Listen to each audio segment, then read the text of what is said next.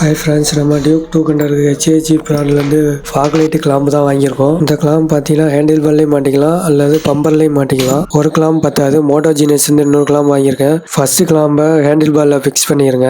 ரெண்டாவது கிளாம்பை first கிளாம்போட join பண்ணி bolt போட்டு முறுக்கிடுங்க. ஃபாக் லைட்டை ரெண்டு கிளாம்ப்லையும் மாட்டிடுங்க.